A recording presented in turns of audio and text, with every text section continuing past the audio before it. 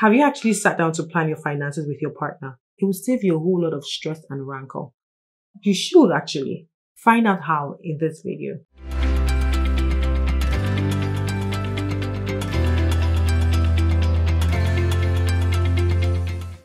Hello, my name is Ola. Today I'll be showing you how to create a plan for your family finances if you don't have one already. And if you do, still watch this video because you might find some points quite useful. The very first step in creating a financial plan for your family is knowing where you are right now.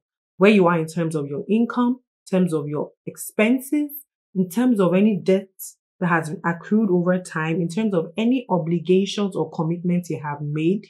Right? Commitments could be something as simple as I'm committed to contributing to a charity every month, right? Obligations might be to family, things that are more stringent, right? But knowing the true situation of things in terms of inflow and outflow, it's quite important because it helps put decision making in the right perspective. Don't expect your spouse or your partner to factor in expenses they don't know about.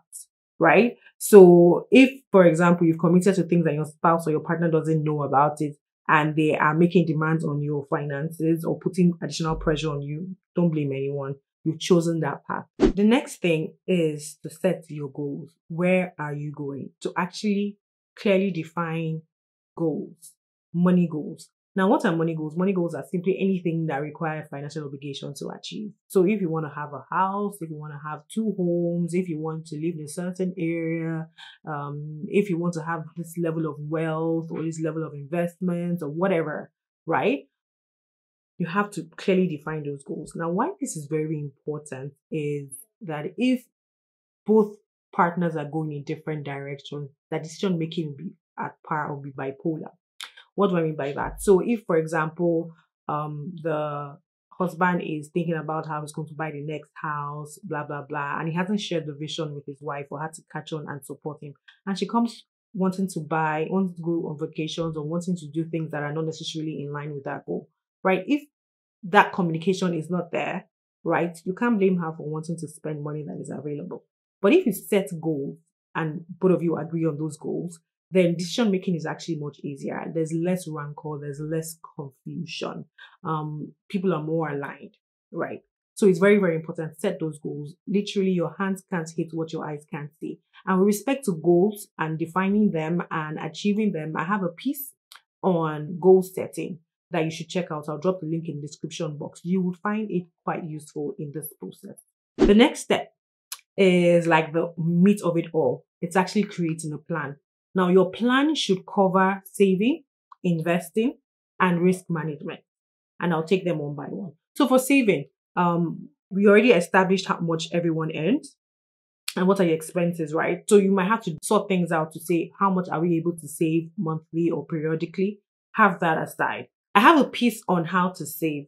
I'll put the link in the description box. Check it out. It will help you in defining your saving strategy, right? Now, with respect to investing, of course, you know that you must have cash before you can start investing, meaning that your savings game needs to be tight so that it can flow into investment. So, right. So when you tick your savings box, then the next thing is investing. I always talk about education and baby steps when it comes to investing. You have to build your knowledge and your skill in that area as you put your money in.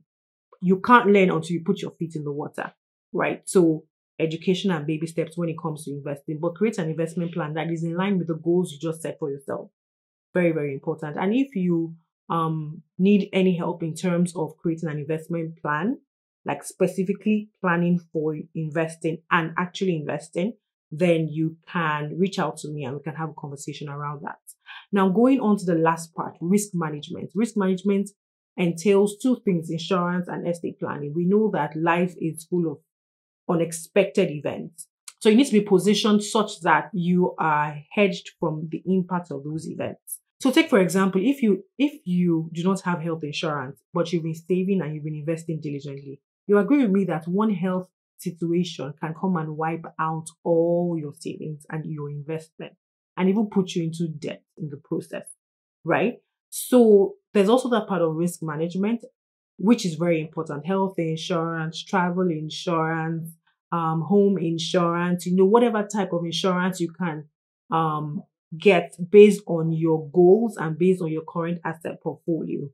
Get as much of that as you can. Don't think of insurance as an expense.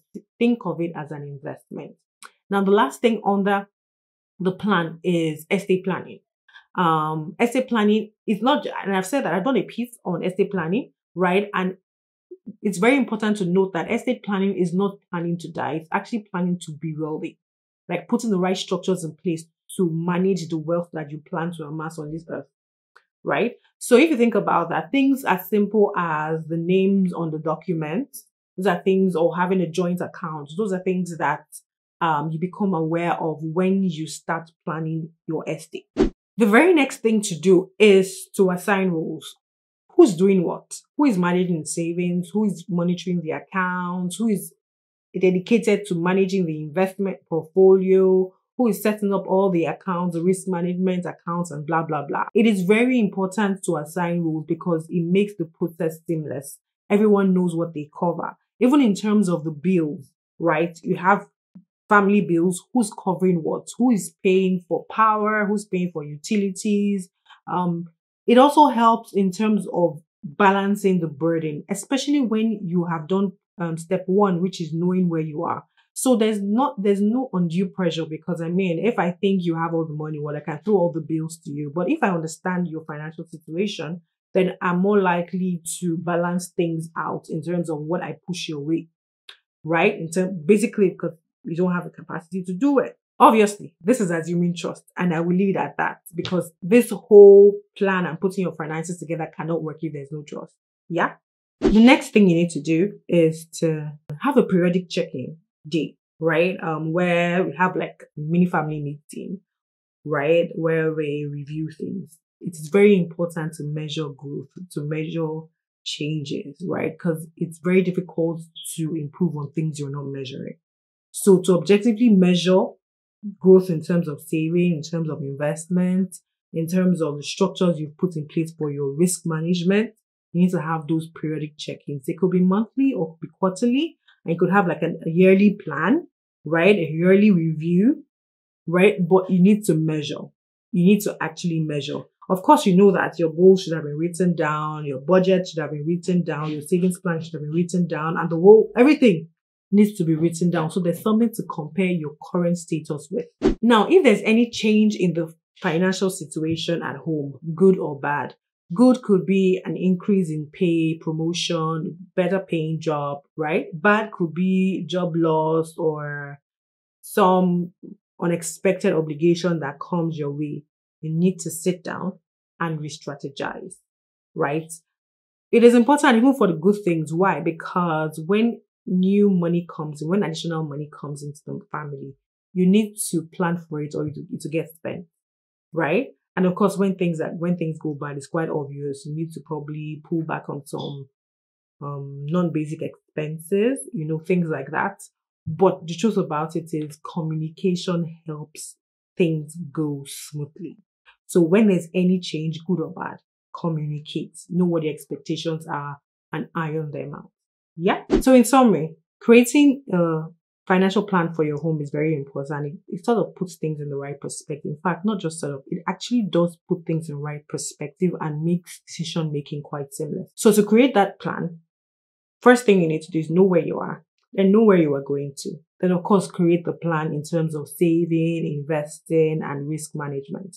Then after you've done that, assign rules, who does what. And then after you assign the roles, then you need to measure. And if there's any change in the financial situation at home, re-strategize. It is very, very important. I trust this was useful. Remember that you can't outsource your health and your finances. And I will see you next week. Bye.